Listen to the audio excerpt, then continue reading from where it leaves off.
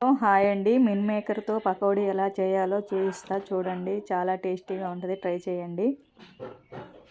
Mixie గిన్నె తీసుకొని వాటితో మనకి ఎంత కావాలో అన్నీ మిల్ మేకర్ వేసుకొని మిక్సీ చేసుకోవాలి మెత్తగా. మెత్తగా అలా మిక్స్ చేసుకొని మన ఆనియన్ కట్ చేసి పెట్టుకున్న వాటిలలో వేసుకోవాలి. మనం ఎంత మిల్ మేకర్ తీసుకుంటామో దానికి డబుల్ క్వాలిటీగా శనగపిండి తీసుకోవాలి. పచ్చిమిర్చి తగినంత.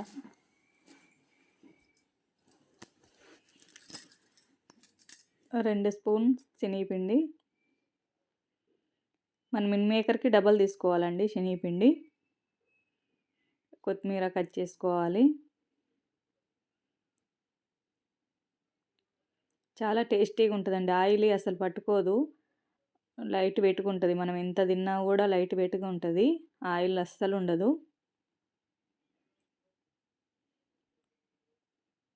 అలా కట్ చేసుకున్న తర్వాత కొంచెం సాల్ట్ సరిపోయేంత.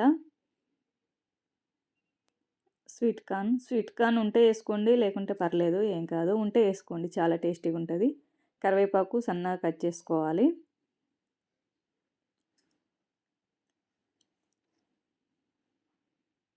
జీలకర్ర,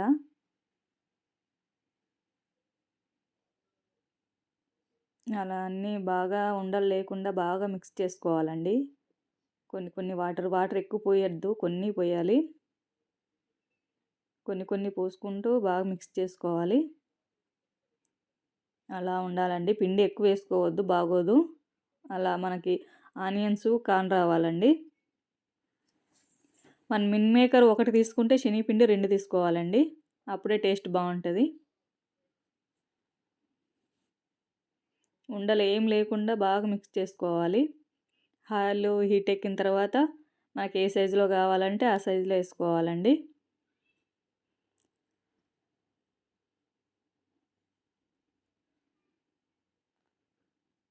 మనకి ఏ సైజు కావాలనిపిస్తే ఆ సైజులో అలా వేసుకోవాలి.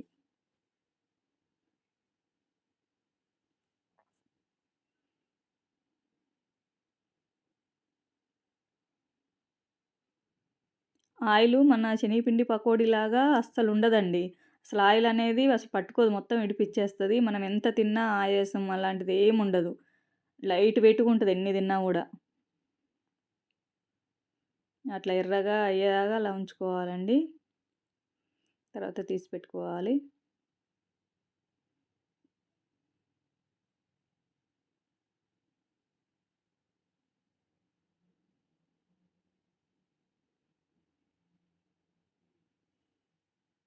అలా ఇంకా తర్వాత మిగిలిన పిండి కూడా అలాగే వేసేసుకోవాలండి. మన ఆ పకోడీలాగా కాదండి, కొంచెం టైం పడుతుంది. ఈ మిల్ మేకర్ వేసినాం కదండి, కొంచెం లేటుగానే ఎర్రగా అయితే తొందరగా కావు. మన శనగపిండి ఏంటంటే అట్లా వేయంగానే అయితే కానీ కొంచెం టైం పట్టుద్దండి, కానీ టేస్ట్ బాగుంటుంది.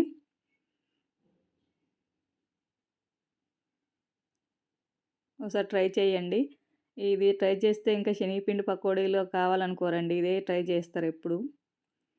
పిల్లలకి కూడా చాలా ఇష్టం అండి, చాలా బాగా తింటారు. ట్రై చేయండి. అలా సాస్‌తో కలుపుకొని తింటే చాలా బాగుంటుందండి. తప్పనిసరిగా ట్రై చేయండి. నచ్చితే లైక్ చేసి, సబ్స్క్రైబ్ చేసి, కామెంట్ పెట్టండి ఎలా ఉన్నాయో.